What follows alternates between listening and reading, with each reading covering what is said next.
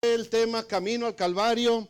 Ya vimos 3 temas, hablamos ya del escenario, hablamos acerca de los protagonistas. La semana pasada hablamos acerca del mensaje de amor de Jesucristo. En sus boletines tienen ahí el resumen siempre de la semana anterior.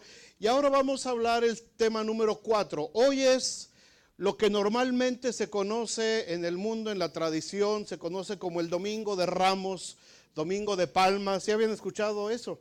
Domingo de Palmas, Domingo de Ramos. No, lo vestían de indito y lo ponían con sus ramitas, ahí como que no. ¿A poco no? Algunos así los vestían de inditos y les ponían, mira, aquí pusieron de estas cositas.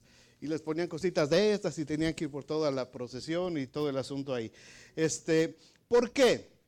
¿De qué se trata ese domingo? El domingo antes del domingo de resurrección. Es el primer domingo donde empieza lo que se conoce como la semana de la pasión de Cristo, lo que se conoce como precisamente el camino al Calvario, donde se desarrolla toda la acción acerca de la crucifixión de Jesús y desde luego de su resurrección. En este domingo tradicionalmente el pueblo judío celebraba en ese entonces, que estamos viendo en la Biblia, la Pascua.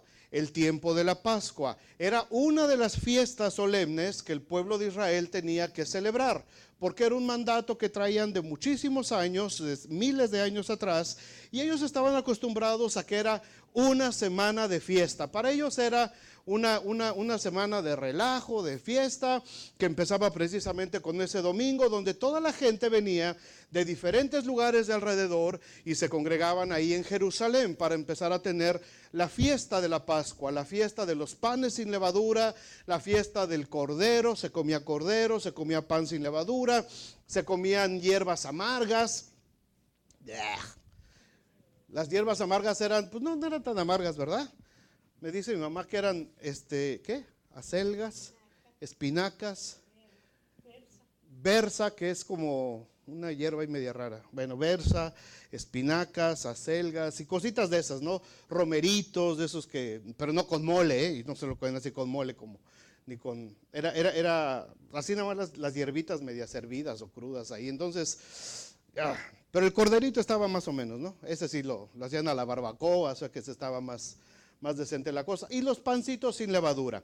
Era la fiesta, ¿se acuerdan? Que el Señor les había mandado que hicieran, recordando la salida de Israel de Egipto. Cuando salieron de Egipto, el Señor les manda que hagan esta fiesta, que hagan esta celebración, y eso es lo que iba a anunciar la salida de Egipto. Entonces, cada año en Jerusalén se celebraba la fiesta de la Pascua, y era el inicio de la fiesta de la Pascua cuando se da entonces esta entrada, esta forma como entra Jesús, como llega Jesús ahí precisamente a Jerusalén. Vamos a ver la historia en Mateo. Los 4 evangelios relatan esta historia.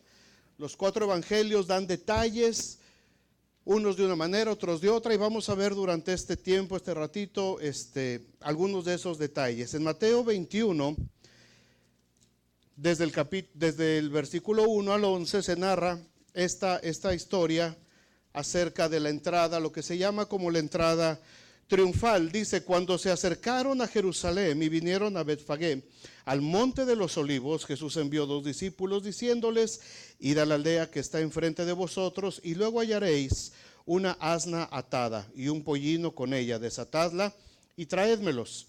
Y si alguien os dijere algo, decid: el Señor los necesita, y luego los enviará.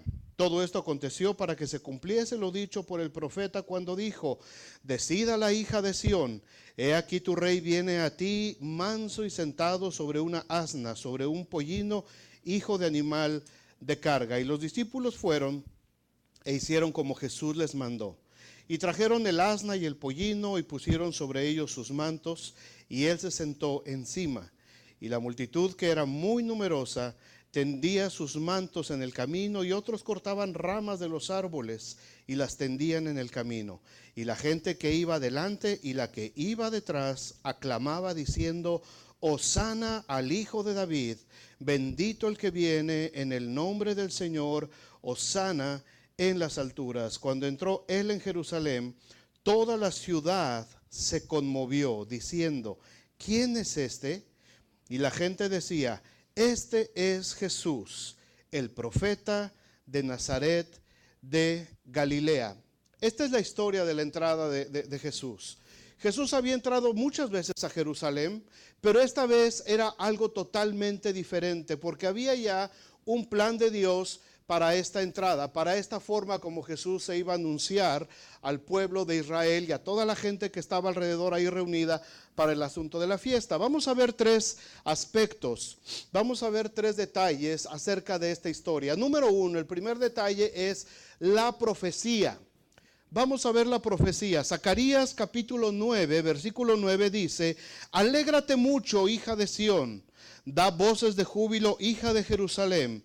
He aquí tu rey vendrá a ti, justo y salvador, humilde y cabalgando sobre un asno, sobre un pollino, hijo de asna. El Señor Jesús sabía que su entrada a Jerusalén ese día tenía que ser diferente, y esta vez tenía que ser encima de un burrito. Era diferente, siempre andaba a pie. Siempre había entrado con sus discípulos y salido de la ciudad a pie. Pero ahora él sabía que lo tenía que hacer de manera diferente. Ahora sabía que él tenía que venir encima de un burrito, porque de esa manera él iba a cumplir con la profecía que se había hablado en la profecía de Zacarías. Él sabía ya de antemano dónde estaba ese burrito. Él ya sabía dónde iba a encontrar a un burrito. Y les dice cuando iban llegando a los discípulos, a dos de ellos, váyanse a la aldea y ahí cuando pasen ahí por la calle esta, papá les da señales, se van a encontrar un burrito con su mamá. La mamá del burro, no de los discípulos, con la mamá. Desátenlos y me los traen.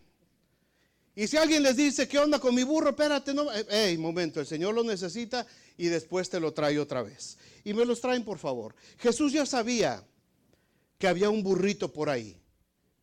¿Cómo sabía? Pues porque era Dios. Y claro que sabía que ahí estaba el burro esperando, ¿verdad? Entonces Jesús ya sabía y él manda. ¿Por qué esta vez tenía que ser diferente? Zacarías había profetizado 550 años antes. Ese versículo que leímos ahorita. Ese versículo tenía 550 años. Hacía 550 fiestas de Pascua como esta, que el pueblo de Israel recordaba ese versículo. 550 veces, 550 años, año tras año, generación tras generación, los israelitas estaban recordando Zacarías 9, versículo 9. He aquí tu rey viene sobre un pollino, manso y humilde, justo, salvador. Ellos recordaban eso y tenía que cumplirse esa profecía. La gente la conocía muy bien. La gente había visto a Jesús hacer milagros. La gente había visto a Jesús cómo estaba predicando. La gente había escuchado la doctrina y las enseñanzas de Jesús. Ellos sabían que Jesús era el Mesías que estaban esperando. Así es que no había duda, cuando lo vieron entrar, cuando toda la gente lo ve entrar encima del burrito, dicen, ¡wow! La profecía de Zacarías. La gente buena.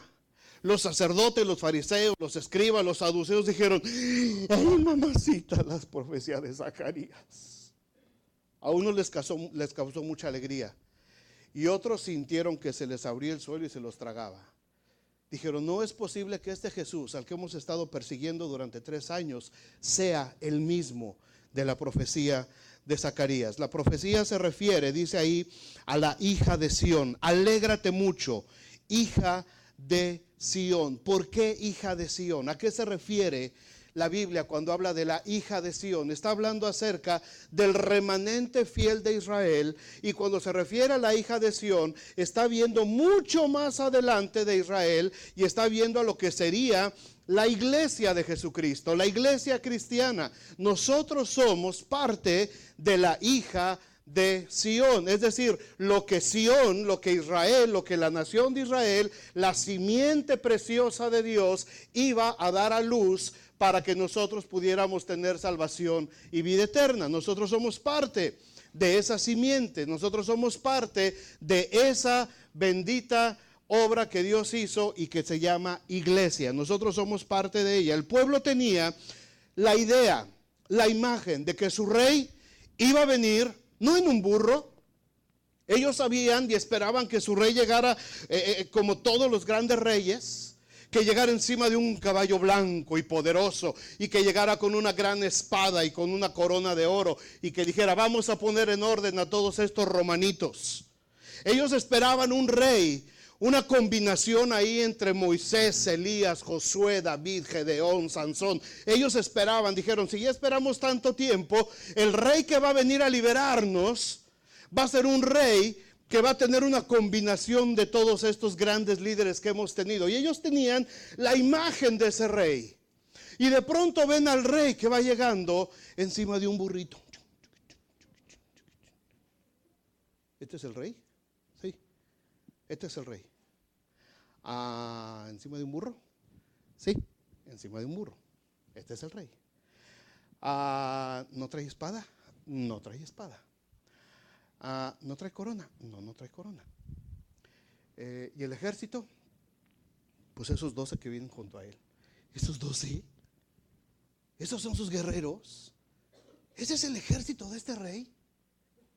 No, espérate. Yo estoy hablando del rey que dice la Biblia, que dicen las escrituras, que dicen los profetas, que va a venir a liberarnos, que va a venir a hacer algo especial en nuestro pueblo y que nos va a quitar de la opresión de los romanos. Este es el rey,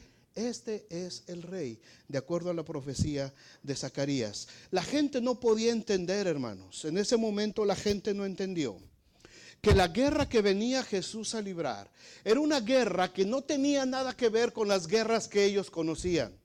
No tenía nada que ver con las batallas que habían enfrentado los grandes héroes del Antiguo Testamento. Este rey que venía a ganar esta guerra no tenía nada que ver con aquellos líderes. La guerra que Jesucristo venía a enfrentar era una guerra mucho más grande. Era una guerra que no había habido desde el inicio de la creación hasta el final de la creación. Era una guerra de proporciones universales. No era una guerra regional. No era para matar un pequeño imperio, no era para matar y para quitar el gobierno a unos cuantos cuates. Era una guerra que iba a extenderse por toda la eternidad, desde el principio de la creación hasta el final de los tiempos. Era una guerra que requería de alguien muy especial. Era una guerra que no se iba a ganar con la vara de Moisés. Era una guerra en la que no se iba a usar la espada de Josué. Era una guerra donde no servían de nada la honda y las piedras de David, y tampoco servía de nada el manto de Elías. Era una guerra que se necesitaba un rey justo y salvador, manso y humilde. Este rey en esta guerra no venía a derramar más sangre de toda la gente de alrededor. En esta guerra solamente venía él a derramar su propia sangre. Esta era el tipo de guerra que venía a enfrentar Jesucristo. Era una guerra que la gente no entendió.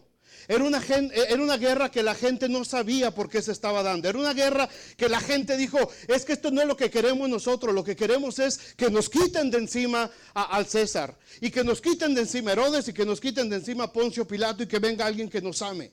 Ellos solamente estaban viendo lo temporal, estaban viendo lo terrenal. No estaban teniendo el alcance de lo espiritual. La profecía de Zacarías literalmente así decía: aquí viene tu rey. Alégrate, hija de Sión, da voces de júbilo, grítale, porque aquí viene el rey. Y todos: el rey. ¿Dónde? El rey. Aquí pasó un cuate en un burro, pero el rey es ese. Ese es el rey. Ese es el que me va a salvar. Ese es el que nos va a quitar del imperio romano. Ese es el rey. Ese es el rey, el que va en ese burrito. Rey justo, salvador, manso y humilde, montado sobre un burrito. La profecía de Zacarías, la profecía de Isaías. ¿Quién ha creído a nuestro anuncio? Dice Isaías.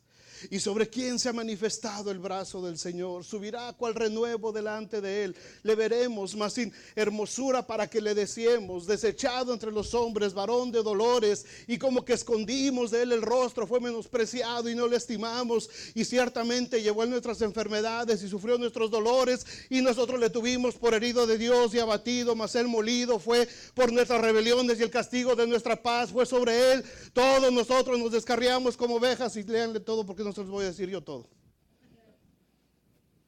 Y la gente decía, esa profecía se va a cumplir en este hombre. Sí, porque es la profecía de lo que necesitábamos nosotros. La segunda cosa después de la profecía es el tipo de recibimiento que le hacen a Jesús. En la narración paralela de esta historia que está en Juan capítulo 12, versículo 12 de este evento, dice que había grandes multitudes. Grandes multitudes habían venido a la fiesta de la Pascua, y cuando oyeron que Jesús venía a Jerusalén, dice que tomaron ramas de palmeras y salieron a recibirle, y al verle entrar, de acuerdo a la profecía, empezaron a clamarle con el grito de angustia que ellos habían alzado por cientos de años, haciendo referencia al Salmo 118, 25. Hosana. Hosana significa sálvanos, Señor. Sálvanos, Señor. Ese era el grito de angustia que esta nación decía en cada una de estas fiestas. Lo que ellos gritaban en el Salmo 118, 25 era: Señor, sálvanos, líbranos, ten misericordia de nosotros.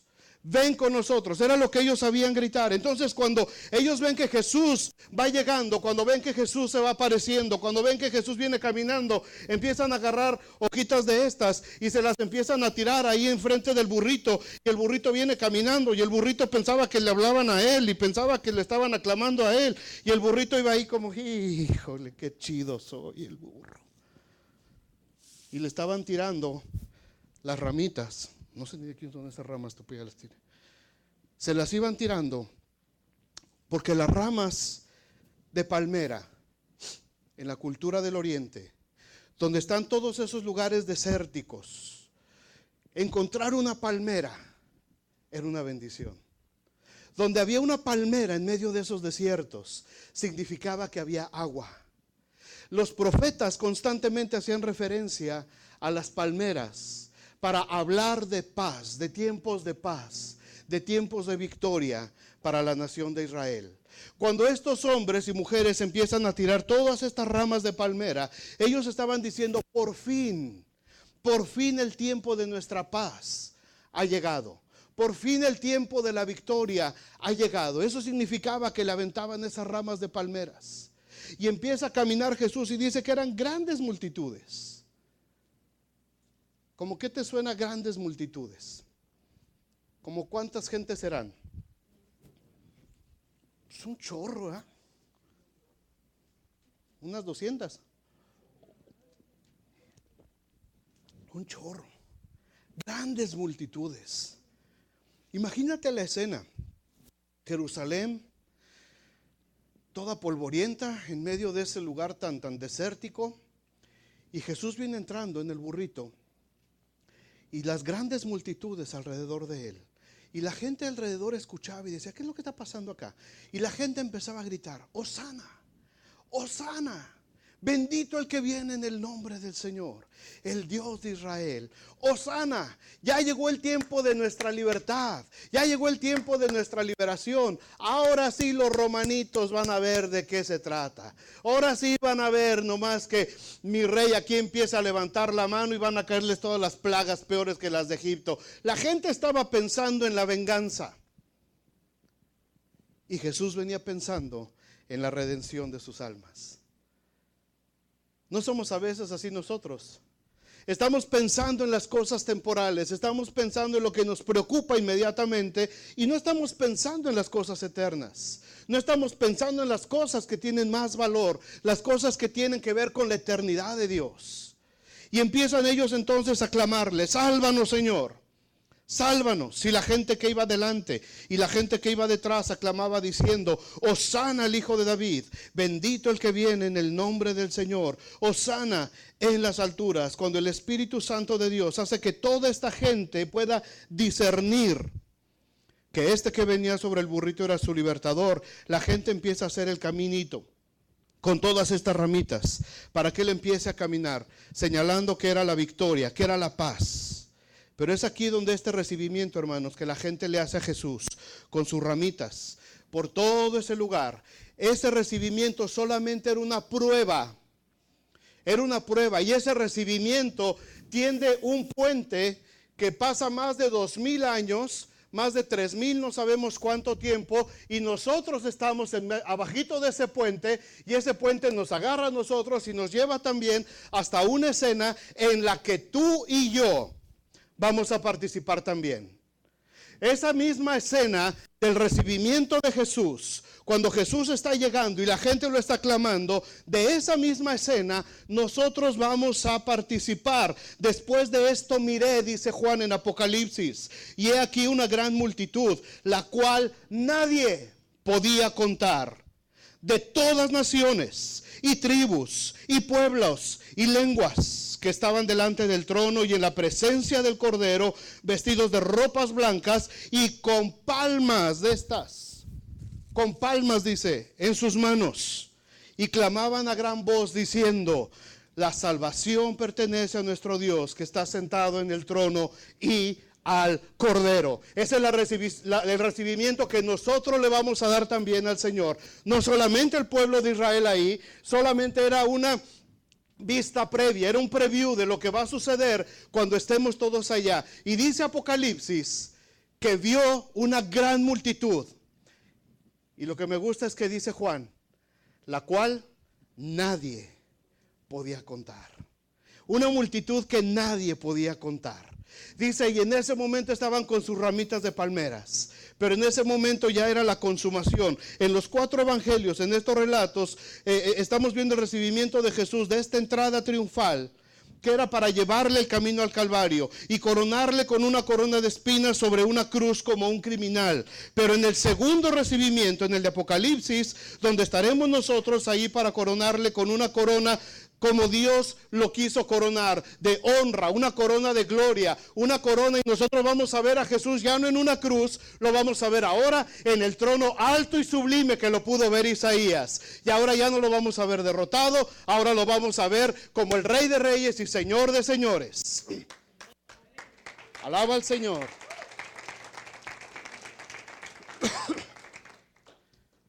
Pero la gente lo estaba recibiendo ahí. La gente estaba lista para recibir al Señor. Y la gente empezaba a clamar: Hosana, Hosana, bendito el que viene en el nombre del Señor, el Rey de Israel. La gente no sabía hacia dónde caminaba Jesús. La gente decía: ya llegó el tiempo de nuestra libertad. La gente no entendía lo que estaba sucediendo. La gente no entendía hacia dónde Jesús los estaba llevando.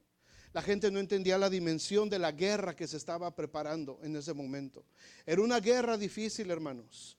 Era una guerra que nadie podía entender. Era una guerra que solamente el Padre y solamente el Hijo y el Espíritu Santo podían entender la dimensión de la guerra que se venía encima.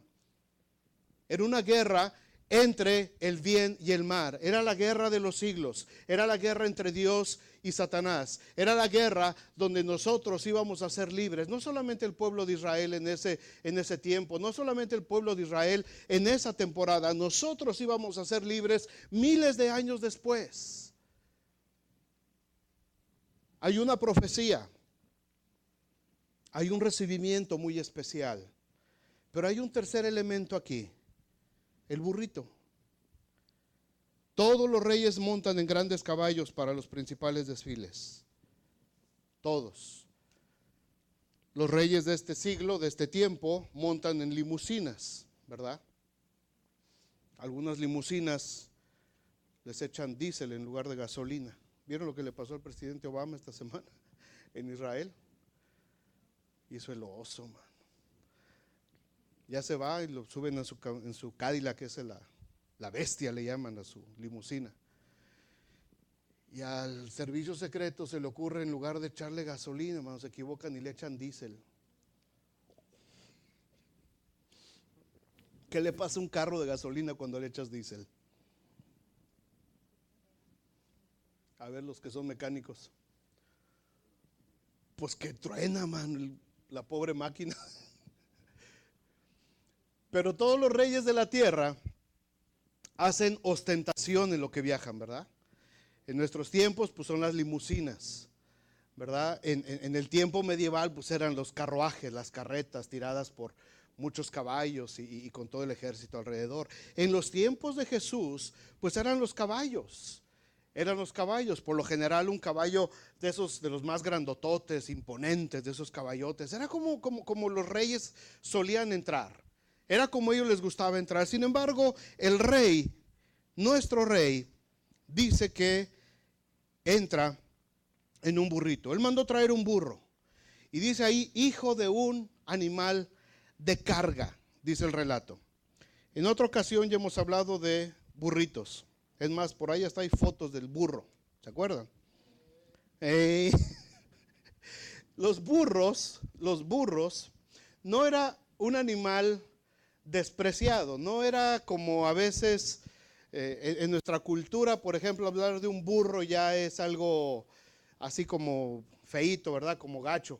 Pero en el tiempo bíblico, los burros tenían mucho valor. Muchas veces tenían más valor que los propios caballos, porque era como si te compraras una Ford F-150, pues. Me fui grande, ¿ah?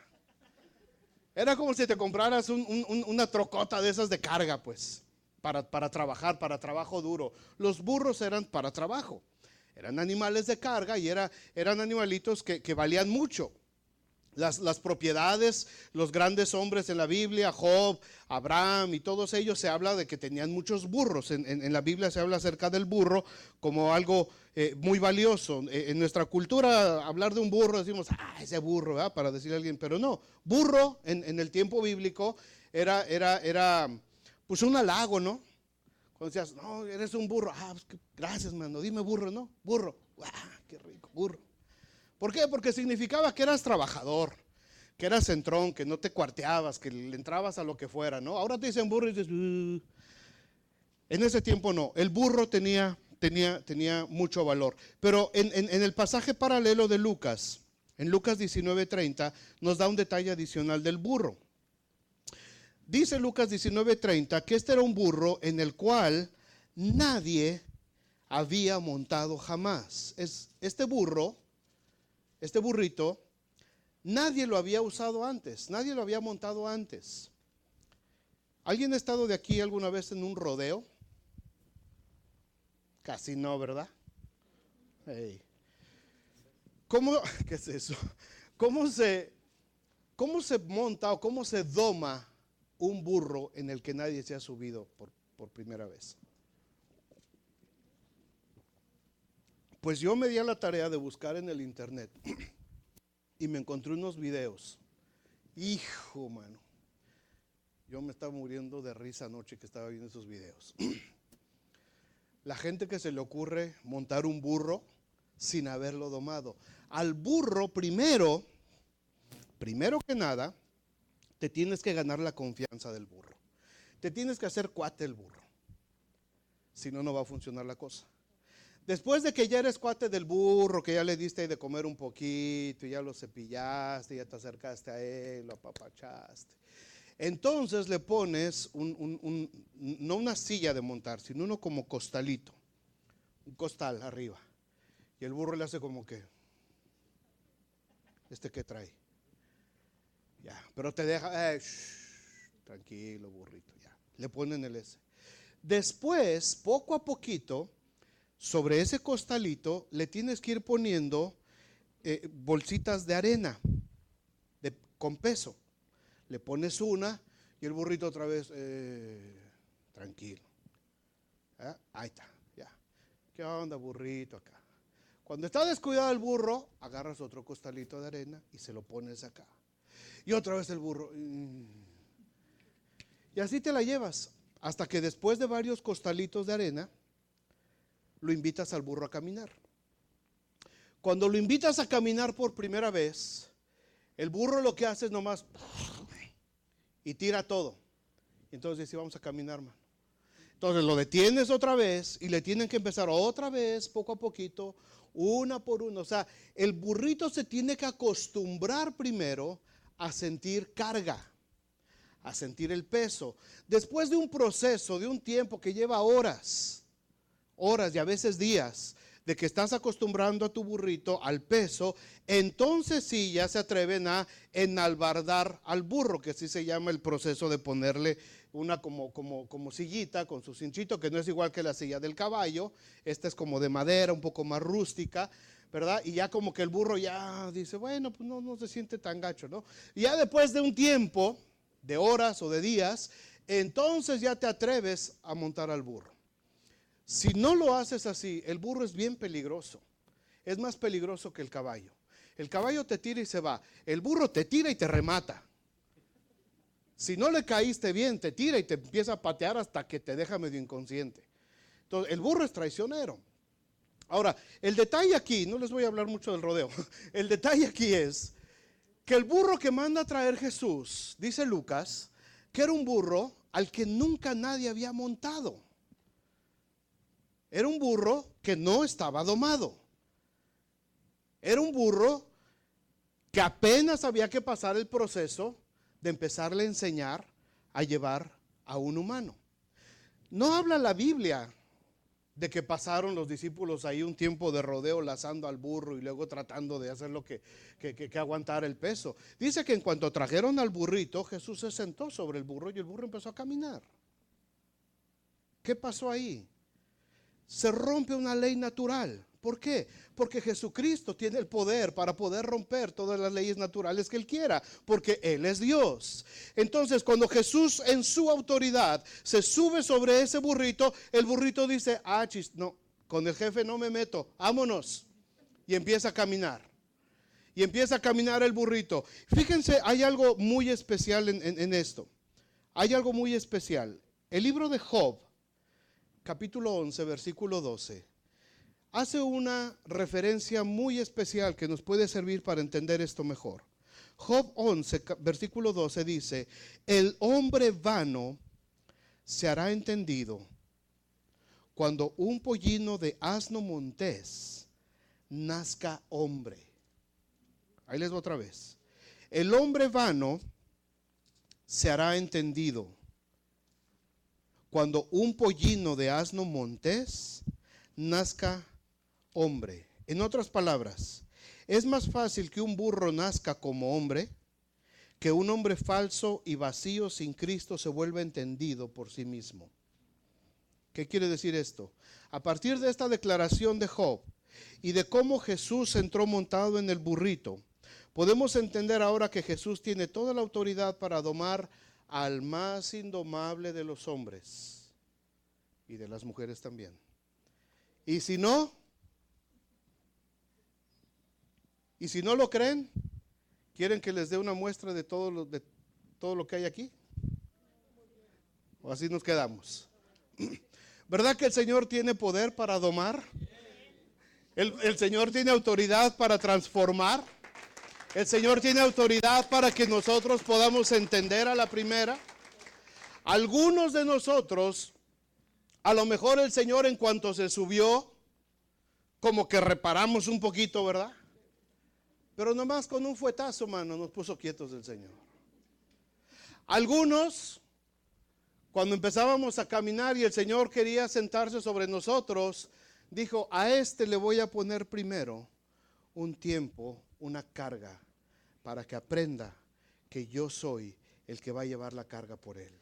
Y a muchos de nosotros el Señor nos puso unas cargas difíciles, pesadas. Y tú decías, Señor, ¿hasta cuándo? Hasta que entiendas que yo soy el que tiene autoridad, que yo soy el que te va a sacar adelante, que yo soy el que te formó, que yo soy el que te hizo y yo soy el que te conoció desde el vientre de tu madre y tengo un propósito para tu vida. Hasta que entiendas eso, la carga va a estar sobre ti para que entiendas que yo soy tu Dios, que yo soy tu Señor, que yo soy tu Salvador. Y nosotros empezamos a caminar y el Señor empezó a domarnos y empezó a transformar todas las cosas que no servían en nosotros y nos dejamos transformar. ¿A cuánta gente conoces ahorita que se cree indomable por el Señor?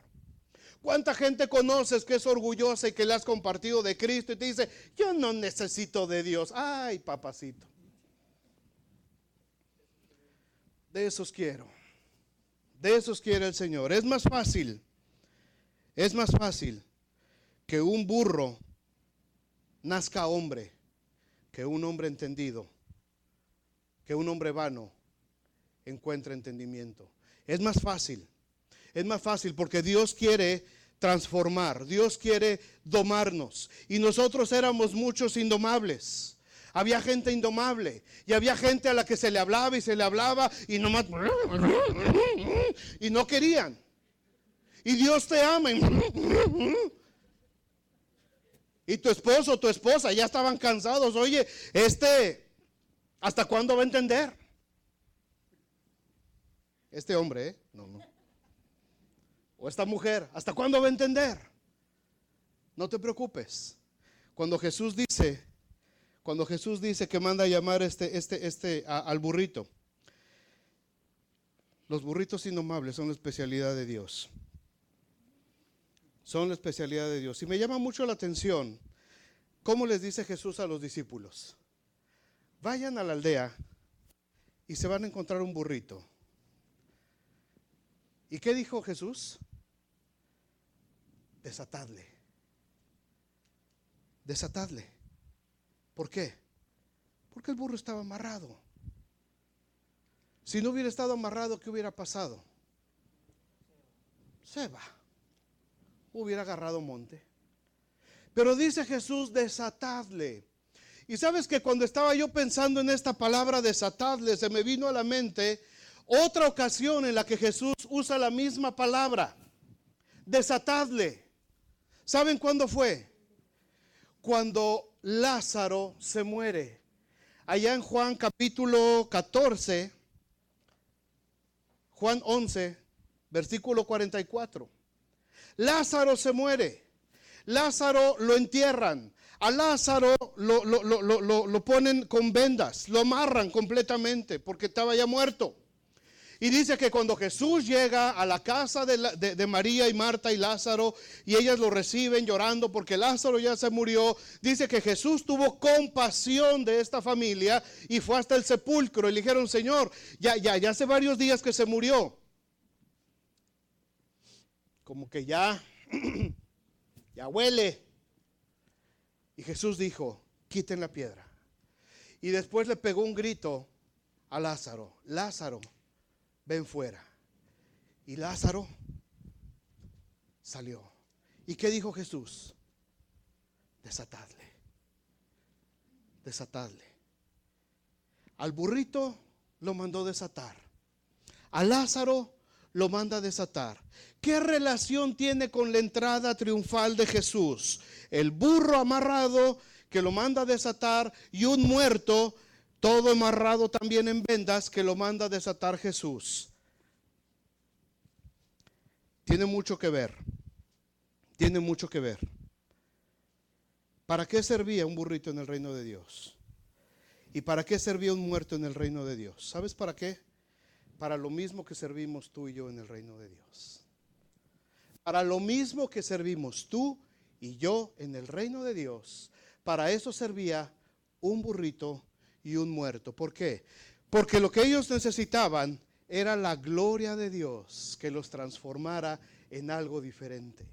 Para eso servimos nosotros, para mostrar la gloria de Dios, para manifestar la gloria de Dios, para darle a entender al mundo que aun cuando nosotros éramos como burros indomables, el Señor pudo hacer algo con nosotros y nos transformó, para enseñarle al mundo que aun cuando nosotros estábamos muertos en nuestros pecados y delitos, dice la Escritura, el Señor nos dio vida nueva y nos dio una nueva esperanza de vida. Para eso sirve un burro y para eso sirve un muerto. Y muchos de aquí o éramos burros o estábamos muertos, pero el Señor dijo: desatadle, desátenle y déjenlo ir.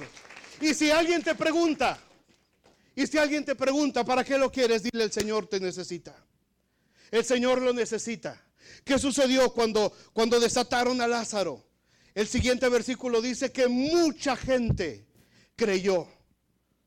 Mucha gente creyó porque vieron al muerto que había empezado a vivir. ¿Qué pasó cuando viene el burrito y la gente ve al rey entrar en el burrito? Mucha gente creyó que él era el Hijo de Dios, que él era el esperado de la promesa, que él era el cumplimiento de la profecía de Zacarías. ¿Qué dice la gente cuando te ve ahora diferente? ¿Qué pasó en tu vida?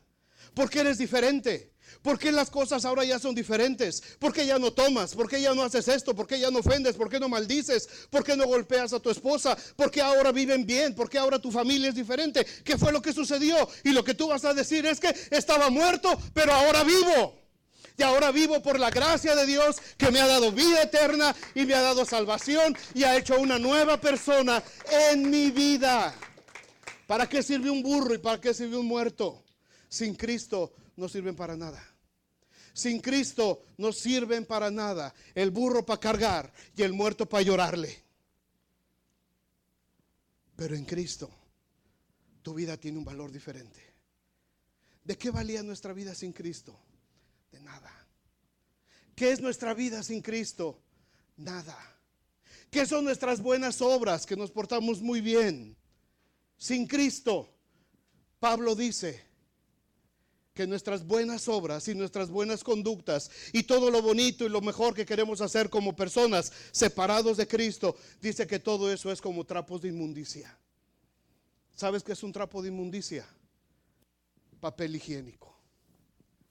Eso es lo que dice Pablo. Sin Cristo no somos nada, hermanos.